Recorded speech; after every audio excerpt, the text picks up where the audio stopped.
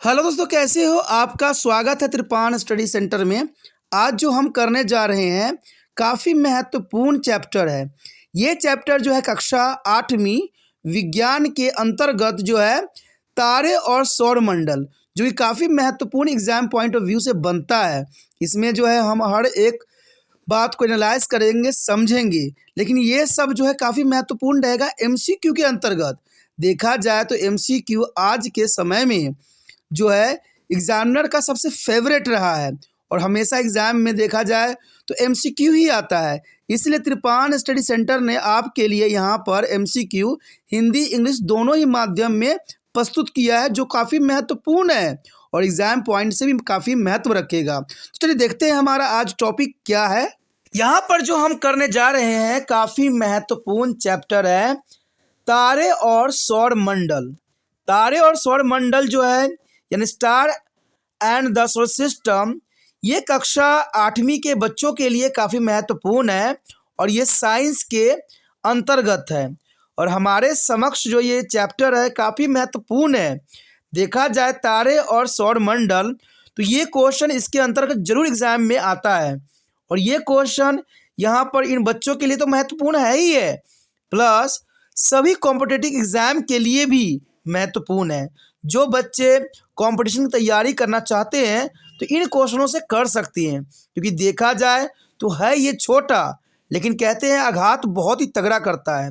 इसलिए इन क्वेश्चनों को छोड़ देना उन बच्चों के लिए बहुत ही जो है खतरनाक साबित हो सकता है जो कॉम्पिटिटिव एग्जाम की तैयारी करते हैं। देखा जाए तो हमारे समक्ष यहाँ क्वेश्चन आया है, काफ़ी महत्वपूर्ण है। अगला क्वेश्चन आपके स्क्रीन पे आ गया होगा। देखिए क्वेश्चन बहुत ही काफ़ी इंपॉर्टेंट लग रहा है कि साफ रात के आकाश के दौरान, जब साफ होती है रात तो आकाश में यानी जिस दिन आपको आकाश साफ रहेगा उस दिन चमकदार रोशनी की धारियां अक्सर दिखाई देती है और इन्हें टूटते तारे कहा जाता है। आखिर वो टूटता हुआ तारा होता क्या है? क्वेश्चन समझ में आ गया? जब आसमान साफ होगी, लेकिन आपको पता है कि शहरों में जो है आसमान साफ नहीं होती है, प्रदूषण के कारण आपको तारे नज़र नहीं आते हैं। लेकिन जो बच्चे पिंड से बिलोंग करते हैं उनको ये बात साफ समझ में आएगा कि वहाँ पर जो है साफ आकाश होती है और चमकदार रोशनी की धारियों को अक्सर हमें दिखाई देती है और इन्हें हम जनरली भाषा में टूटते हुए तारे कहते हैं, लेकिन वास्तव में टूटता हुआ तारा नहीं होता है। आखिर वो होता क्या है? ये टूटते तारे होते हैं। भाई टूटता तारा तो पहले ही बोल चुका है कि टूटा हुआ तारा कहते हैं, लेकिन होता नहीं है, तो ये ऑप्शन तो कहीं हद तक सही नहीं दिया गया है। क्या उसको हम धूमकेतु कहते हैं या सी उल्का पिंड कहते हैं या डी ग्रह कहते हैं? क्वेश्चन यहाँ पर बहुत ही महत्वपूर्ण और दिलचस्प है और आपका आंसर भी दिलचस्प होना चाहिए। तो आप अपना आंसर जो है पहले अपने कॉपी पे लिखिए, जो कि काफ़ी महत्वपूर्ण रहेगा। ठीक है, बाद में एनालाइज कीजिए कि आपका आंसर कितना सही गया और लास्ट में जो है मुझे कितने में से कितना सही गया जरूर कमेंट करके बताइए, जो कि काफ़ी महत्वपूर्ण रहेगा। ठीक है, आपने अपना आंसर सोच लिया होगा, विश्वास है कि लिख भी लिया होगा। चलिए देखते हैं इसका आंसर क्या होगा। आपको पता है कि साफ रात के आकाश के दौरान चमकदार रोशनी की धारियां अक्सर हमें दिखाई देती है। इन्हें हम टूटता हुआ तारा कहते हैं, लेकिन ये वास्तव में टूटता हुआ तारा नहीं होता है। तो होता क्या है? ये टूटते तारे, ये तो भाई रिजेक्ट है पहले ही। बी धूमकेतु, नहीं धूमकेतु इसको हम नहीं कहते हैं। क्या सी उल्का पिंड कहते हैं? हाँ जी, ये ऑप्शन सही है। जिन बच्चों ने उल्का पिंड लगाई है उनका यहाँ पर ऑप्शन सही जाएगा, क्योंकि टूटते हुए तारे जो अक्सर जो होते हैं वो उल्का पिंड होते हैं, वो टूटते हुए तारे नहीं होते हैं। उल्का पिंड कैसे बनता है? आपका सबसे बड़ा क्वेश्चन यही होगा कि आखिर उल्का पिंड बनता कैसे है। देखिए दोस्तों, हमें पता है कि आसमान में जो है बहुत से जो है कण तैर रहे हैं, लेकिन ये जो है तैरते तैरते जब हमारे वायुमंडल में प्रवेश करते हैं तो इनमें आग लग जाती है। आपने देखा ही होगा कि कल्पना चावला का भी इसी तरह से जो है जैसे ही वो वायुमंडल प्रवेश किया उसके जो है यान में आग लग गई कुछ खराबी के कारण। ऐसा ही होता है कि जब भी कोई उल्का पिंड होती है, जब वो वायुमंडल में प्रवेश करती है तो उसमें आग लग जाती है और ये जब गिरती है तो हमें टूटता हुआ तारा नजर आता है। लेकिन इन उल्का पिंडों के कारण कई बार बहुत बहुत बड़े नुकसान का सामना करना पड़ जाता है। मान लीजिए किसी खेत में गिर जाए तो पूरा खेत जो है जल जाती है, किसी घर पे गिर जाए तो वो घर जल जाती है, तो इसलिए खतरनाक होता है। तो आप यहाँ पर टूटते तारे के बारे में समझ गए होंगे, विश्वास है कि ये दिमाग से कभी भी नहीं निकलेगा। चलिए देखते हैं अगला क्वेश्चन क्या है। अगला क्वेश्चन हमारे समक्ष आ गया है। क्वेश्चन है कि निम्नलिखित में से कौन सा सौर मंडल के परिवार से संबंधित नहीं है। क्वेश्चन यहाँ पर समझ में आया कि निम्नलिखित में से कौन सा सौर मंडल के परिवार के संबंधित नहीं है, यानी सोलर सिस्टम के फैमिली में से कौन संबंधित नहीं है। क्या वो ग्रह है, या बी आकाश गंगा है, या सी उल्का पिंड है, या डी धूमकेतु है। अब अपना आंसर जो है नोटबुक पे लिख सकते हो, और ये जरूरी भी है क्योंकि बाद में एनालाइज भी करना है। चलिए आपने अपना आंसर लिख लिया होगा, अब हम इसका आंसर के जो है एनालाइज करके देखें। लेकिन निम्नलिखित में कौन सा सौर मंडल परिवार संबंधित नहीं है। आपको बता दूं मैं कि धूमकेतु जो है वो सौर मंडल का परिवार का एक हिस्सा है, उल्का पिंड भी जो है सौर मंडल परिवार का एक हिस्सा है, और ग्रह भी है। लेकिन यहाँ पर क्वेश्चन समझने वाली बात है कि हमसे एग्जामिनर ने पूछ लिया है कि सौर परिवार के जो है संबंधित नहीं है, तो जर्नल सी बात है, सौर परिवार से संबंधित आकाश गंगा नहीं है। आकाश गंगा जो है सौर परिवार से संबंधित नहीं है, तो इसलिए जो है बी ऑप्शन आपका सही जाएगा। आप बी ऑप्शन को जो है टिक कर सकते हो, और बी ऑप्शन को आप लगा के आगे बढ़ सकती हो। जिन बच्चों ने अभी तक आंसर नहीं दिया है करेक्ट, आगे और भी ऑप्शन है, आप भी बने रहे। जो दे रहे हैं आंसर उनके लिए और भी आगे क्वेश्चन आ रहा है। चलिए देखते हैं अगला क्वेश्चन क्या है। अगला क्वेश्चन आपके स्क्रीन पे आ गया होगा। क्वेश्चन है देखिए कि मंगल और बृहस्पति की कक्षाओं के बीच कौन सी छोटी वस्तु घूमती है। अब देखिए क्वेश्चन के यहाँ पर कितना दिलचस्प है कि मंगल और बृहस्पति की कक्षाओं के बीच कौन सी छोटी वस्तु घूमती है। क्या ए उपग्रह घूमती है, बी धूमकेतु घूमता है, या सी क्षुद्र ग्रह घूमता है, या डी उल्का पिंड घूमता है। अगर आपको आंसर पता हो तो आप जरूर पहले लिखिए, ये महत्वपूर्ण रहता है क्योंकि एग्जाम में आपको ही पहले बैठना है और आपको ही आंसर देना है, ठीक है। इसलिए आप अपना आंसर जो है इसमें से चुन के अपने कॉपी पे लिख सकते हो क्योंकि आप महत्वपूर्ण हो। तो आपने अपना आंसर चुन लिया होगा। चलिए देखते हैं, हम इसको एनालाइज करके देखते हैं कि आखिर इसका क्वेश्चन हो क्या सकता है। देखिए मंगल और बृहस्पति की कक्षाओं के बीच में जो है कौन सा वस्तु घूमती है। देखिए उपग्रह तो नहीं घूमती है, उपग्रह तो किसी ग्रह के उपग्रह होते हैं। धूमकेतु का भी यहाँ पर कोई संबंध नहीं है क्योंकि मंगल और बृहस्पति के बीच संबंध नहीं है धूमकेतु का। तो क्या सी क्षुद्र ग्रह का है। हाँ जी, ये ऑप्शन आपका सही जाएगा क्योंकि क्षुद्र ग्रह ही है जो छोटी वस्तु घूमती रहती है मंगल और बृहस्पति की कक्षाओं के बीच में। तो इसका मतलब सी ऑप्शन आपका सही है। सी ऑप्शन के साथ आप जा सकते हो, सी ही करेक्ट है। चलिए देखते हैं अगला क्वेश्चन हमारे समक्ष क्या है। अगला क्वेश्चन आपके स्क्रीन पे आ गया है। क्वेश्चन काफी महत्वपूर्ण लग रहा है कि ब्रह्मांड का सबसे चमकीला ग्रह कौन सा है। देखिए क्वेश्चन कितना ही महत्वपूर्ण है कि ब्रह्मांड का सबसे चमकीला ग्रह कौन सा है। क्या ए बुध है, क्या बी शुक्र है, या सी धरती है यानी पृथ्वी, और डी क्या शनि है। तो आप अपना आंसर यहाँ पर क्या लगा सकती हो। आप अपना सोचिए कि ब्रह्मांड का सबसे चमकीला ग्रह कौन सा है, और सोच के अपना आंसर जो है अपने नोटबुक पे जरूर लिखिए क्योंकि बाद में एनालाइज भी करना है आपने। तो आपने अपना आंसर चुन लिया होगा, अच्छी बात है। देखिए क्वेश्चन यहाँ पर क्लियर है कि ब्रह्मांड का सबसे चमकीला ग्रह कौन सा है। भाई कौन सा है, आपने कभी सुना है कि ब्रह्मांड का चमकीला ग्रह कौन सा है।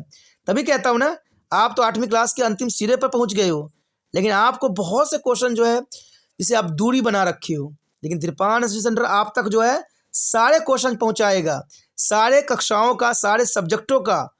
इसलिए आपको जो है त्रिपान स्टडी सेंटर को शेयर और सब्सक्राइब करके रखने की ज़रूरत है। एक बार अगर आप रख लेते हो, अगर 8वीं कक्षा में वो रख लेते हो, तो आपको जो है एमए तक आपको सहायता प्रदान करेगा और साथ में कॉम्पिटिटिव एग्जाम की भी तैयारी इसी के साथ हो जाएगा। इसलिए जो है जितना हो सके इस वीडियो को शेयर करने की भावना रखिए। चलिए आप रखिए शेयर करने की भावना, मैं आपको आंसर बताने की भावना रखता हूँ। क्वेश्चन है ब्रह्मांड का सबसे चमकीला ग्रह कौन सा है। क्वेश्चन तो आपको क्लियर है। देखिए बुध जो है चमकदार ग्रह नहीं है, क्योंकि सबसे चमकीला बुध तो नहीं है। लेकिन एक बात देखा जाए तो शुक्र जो है सबसे चमकीला ग्रह है, यानी बी ऑप्शन आपका सही है। जो बी ऑप्शन है यानी शुक्र जो है काफ़ी चमकीला ग्रह माना जाता है, तो आपका बी ऑप्शन सही है। ब्रह्मांड का सबसे चमकीला ग्रह जो है शुक्र है, यानी बी ऑप्शन आपका सही है। जिन बच्चों ने बी ऑप्शन लगाया है उनका आंसर भी सही है। चलिए कोई बात नहीं है, हम आगे देखते हैं। कहते हैं जो बेस्ट होगा उसको खुद ही पता चल जाएगा कि उसने कितने आंसर का सही जवाब दिया है। तो इसलिए हम अगले क्वेश्चन पे रुक करते हैं। चलिए देखते हैं अगला क्वेश्चन क्या है। अगला क्वेश्चन आपके समक्ष आ गया है। क्वेश्चन है सूर्य का निकटतम ग्रह कौन सा है। देखिए क्वेश्चन बहुत ही दिलचस्प है कि सूर्य का निकटतम ग्रह कौन सा है, सूर्य के निकटतम कौन से ग्रह है। देखिए क्वेश्चन बहुत ही दिलचस्प है और कई एग्जामों में पूछी गई है क्वेश्चन ये।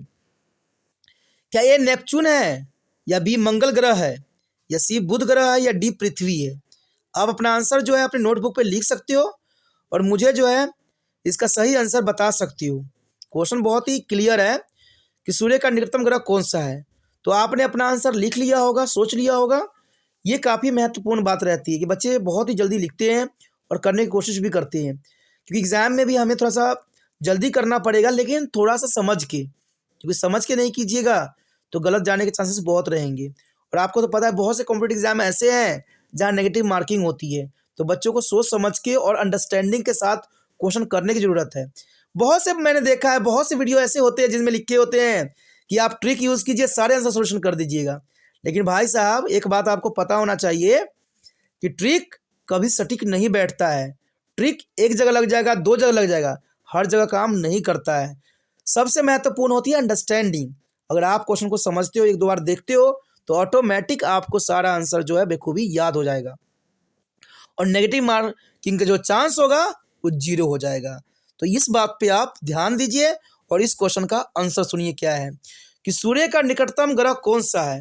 देखिए सूर्य के निकटतम ग्रह में देखा जाए तो नेपच्यून तो है नहीं, मंगल ग्रह को भी हम नहीं कह सकते कि सूर्य का निकट मंगल ग्रह भी नहीं है, तो इसका मतलब पृथ्वी या बुध होगा, लेकिन पृथ्वी तो है नहीं, तो इसका मतलब बुध ग्रह है। यानी सी ऑप्शन आपका सही है, यानी इस क्वेश्चन का आंसर जो है सी सही है, बुध ग्रह। तो बुध ग्रह के साथ आप जा सकते हो, सी बुध सही है। चलिए देखते हैं अगला क्वेश्चन क्या है। अगला क्वेश्चन हमारे समक्ष आ गया है। क्वेश्चन है पहला भारतीय उपग्रह क्या था। क्वेश्चन समझे, पहला भारतीय उपग्रह का नाम बताना है आपने कि भारत ने पहला उपग्रह कौन सा छोड़ा था। क्या उसको इनसैट कहते हैं, या उसे हम एजुसेट कहते हैं, या हम इसको जो है IRS कहते हैं। देखिए यहाँ पर बहुत ही महत्वपूर्ण है, और डी ऑप्शन के साथ जो है आर्यभट्ट कहते हैं।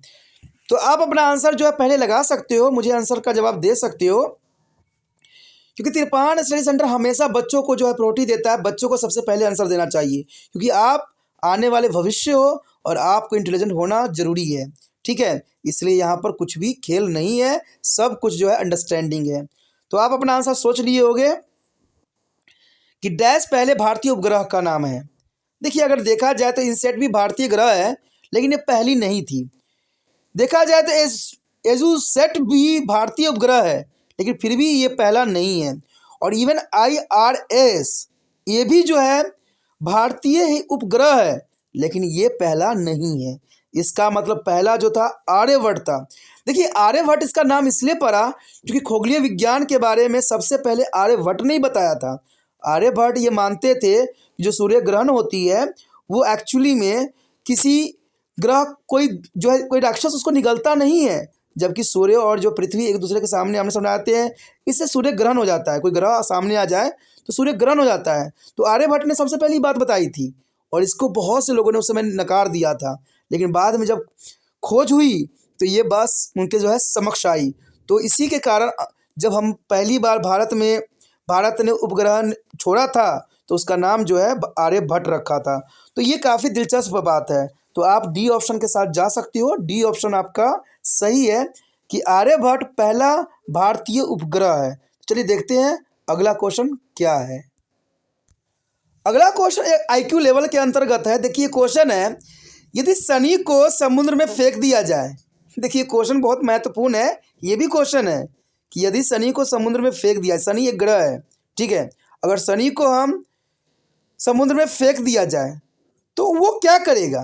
क्या वो तैरता रहेगा, या यह डूब जाएगा, या सी यह विलीन हो जाएगा, या डी यह सारा पानी सोख लेगा? तो देखिए कभी कभी एग्जामिनर ऐसे क्वेश्चन भी पूछ लेता है जो काफ़ी महत्वपूर्ण है, और देखा जाए तो यूपीएससी एग्जाम में ऐसे क्वेश्चन तो एग्जामिनर का फेवरेट रहा है कि मान लीजिए हम शनि ग्रह हमारे पास है, हम शनि ग्रह को जो है समुद्र में फेंक देते हैं तो क्या होगा?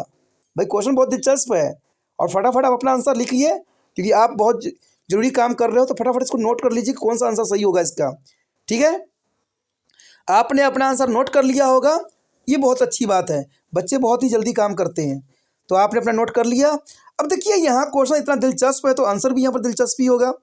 यदि शनि को हम समुद्र में फेंकेंगे तो ये सारा पानी सोख लेगा? नहीं, ऐसा नहीं है, सारा पानी नहीं सोखेगा, डी ऑप्शन गलत है। ठीक है, तो क्या वो विलीन हो जाएगा? समुद्र में अगर जाएगा तो डूब जाएगा? नहीं, ये भी बात सही नहीं है, यानी बी भी ऑप्शन गलत हो गया कि डूब जाएगा। विलीन का मतलब भी होता है कि वो अदृश्य हो जाएगा। क्यों अदृश्य होगा? कोई जादू की पावर है कि वो अदृश्य हो जाएगा या डूब जाएगा? मैं आपको एक बात बता दूं कि शनि ग्रह जो है पानी में तैरेगा, क्योंकि पानी में देखा जाए शनि का ग्रह का जो है वजन पानी के वजन में बहुत हल्का महसूस होगा, हल्का हो जाएगा। इसलिए ये जो है शनि अगर समुद्र में अगर आप फेंक देते हो मान लीजिए तो ये जो है तैरेगा, यानी ए ऑप्शन आपका सही है। ए ऑप्शन के साथ आप जा सकते हो, ए तैरता रहेगा, यानी ए ऑप्शन सही है। चलिए देखते हैं अगला क्वेश्चन क्या है। अगला क्वेश्चन हमारे समक्ष आ गया है। क्वेश्चन है किस ग्रह पर जीवन मौजूद है? देखिए क्वेश्चन यहाँ पर बिल्कुल साफ है, और मुझे विश्वास है कि सब बच्चों को इसका आंसर भी ज्ञात है। क्या आपको पता है कि किस ग्रह पर जीवन मौजूद है? अगर है तो फटाक से आंसर को जो है लिखिए अपनी नोटबुक पे, और मुझे कमेंट करके भी बताइए, बहुत अच्छी बात रहेगी। तो क्वेश्चन तो आपने लिख लिया होगा, मुझे कमेंट भी कर दिया होगा, ये मुझे विश्वास है। देखिए क्वेश्चन है कि किस ग्रह पर जीवन मौजूद है?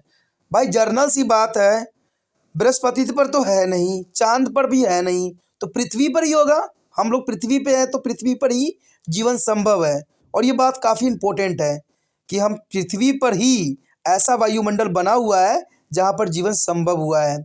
और सबसे महत्वपूर्ण बात है यहाँ पर पानी है, ठीक है, और उससे भी महत्वपूर्ण बात है कि यहाँ पर पेड़ पौधे हैं, तभी जो है पृथ्वी पर जीवन संभव हुआ है। लेकिन इंसानों की गतिविधियों के कारण पेड़ पौधे नष्ट हो रहे हैं, जो है जल जो है प्रदूषित हो रहे हैं, तो शायद आने वाला समय में पृथ्वी पर हम ये नहीं कह सकते कि जीवन संभव है, हम ये कहेंगे कि पृथ्वी पर जीवन संभव नहीं है, क्योंकि जर्नल सी बात है, हमारी एक्टिविटी ही गलत हो रही है।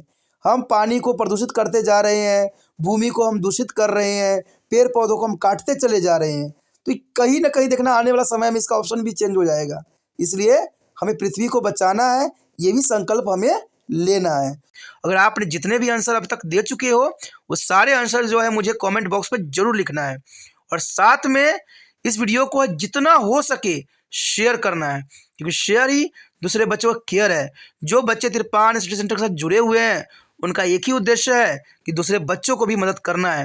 अगर आप दूसरे बच्चों को मदद कीजिएगा तो आपके लिए तिरपान स्टडी सेंटर भी बहुत मददगार साबित होगा, और आपके लिए जो है एसएसटी हो, इंग्लिश हो, साइंस हो, मैथ हो, जिसका भी होगा सबका वीडियो के साथ साथ क्वेश्चन आंसर भी लाएगा, और आप इस सब बातों का एनालाइज जो है प्लेलिस्ट में जाके कर सकती हो। इसे सोचिए नहीं, शेयर कीजिए, और शेयर करने के लिए कुछ नहीं करना है, यूट्यूब से लिंक को कॉपी करना है और अपने व्हाट्सएप एड्रेस पर लगा देना है। व्हाट्सएप एड्रेस पर लगाने से ये होगा कि जो बच्चे आपके ग्रुप में होंगे, जो बच्चे का मोबाइल में आपका नंबर सेव होगा, वो सब जो है स्टेटस जरूर देखेंगे, और जिनको ये क्वेश्चन अच्छा लगेगा वो क्वेश्चन जरूर देखेंगे। तो ये आपके लिए महत्वपूर्ण बात है। पहली बार मेरे चैनल पे आए हो, पहली बार वीडियो देख रहे हो, समझ में आ रहा है, अच्छा लग रहा है, और चाहते हो कि और भी वीडियो आपको इसी प्रकार प्राप्त होता रहे, तो जर्नल सी बात है दोस्तों, चैनल को सब्सक्राइब कीजिए। सब्सक्राइब कीजिएगा तभी जो है अगले वीडियो का नोटिफिकेशन मिलेगा, और अगला वीडियो किसका होगा और कितना महत्वपूर्ण होगा शायद आपको ना पता हो, तो इसलिए चैनल को सब्सक्राइब करके अपने मोबाइल में सेव कीजिए।